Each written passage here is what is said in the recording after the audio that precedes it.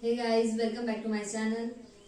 Today we are going to see a very important topic in electric machine, that is synchronous machine. Okay, basically what is synchronous machine? Synchronous machine is a machine whose rotor and stator rotate at the same speed, that is synchronous speed. Okay, basically the synchronous machine is a AC type of machine, as I have mentioned in some of earlier videos that there are two type of machines. First one is a DC type of machine, and the other is AC type of machine.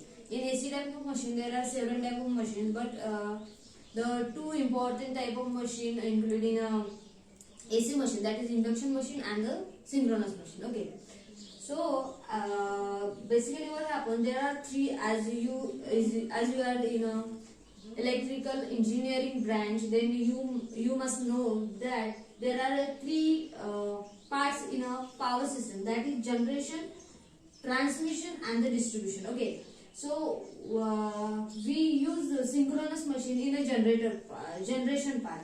As we know, the 70% of the electricity that which we are generating, we are generating the 70% of electricity from the coal based power plant, that is thermal power plant. And in the thermal power plant we use the cylindrical type of synchronous machine. Okay, so this is the first part. And in the transmission, before and after the transmission, we use the transformer. I have already covered the transformer part. I have covered the whole transformer topic. If you haven't seen, then please go and check in my channel. Okay, so the third part is the distribution. Okay, in the distribution part we use the induction machine.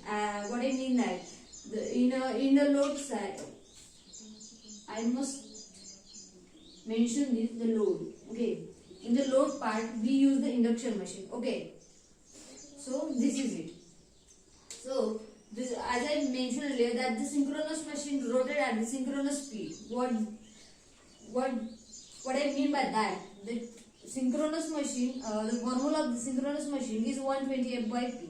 But we know that that our machines our frequency is a constant frequency, so we can't vary the frequency. Okay, so we can conclude that the synchronous machine is inversely proportional to pole. If we increase the number of poles, our synchronous speed will decrease. Okay, and if we decrease the number of poles, then the synchronous speed will increase. Okay, so at what pole we will get the maximum speed. So if we could take a number of poles as 2, then only that time we will get the maximum synchronous speed. Okay, so there are two types of construction in a synchronous machine, that is salient pole rotor and the cylindrical pole rotor. Okay, the stator will be same in both the construction, the salient pole rotor and the cylindrical pole rotor. In both the construction we're gonna have cylindrical rotor only. I mean cylindrical stator only. Okay, so if we differentiate these two rotors, then the first one is the salient rotor and another is cylindrical rotor. Okay, so the construction wise, if you see, the construction will be like this. Okay, this is the salient pole rotor. Okay, these are the pole which will be come outward. Okay, and if you differentiate the diameter length, you can see over here the diameter, they are coming out of the rotor. Okay, the slot will be over here. Okay, and this slot will contain the winding of the rotor. Okay, now this is winding. What I mean by my winding is this slot will contain the damper winding, and over here we put the winding of the rotor. Okay, these are the winding of the rotor. Okay, this is the winding. Okay, and diameter length, this length is large in case of a salient rotor. The axial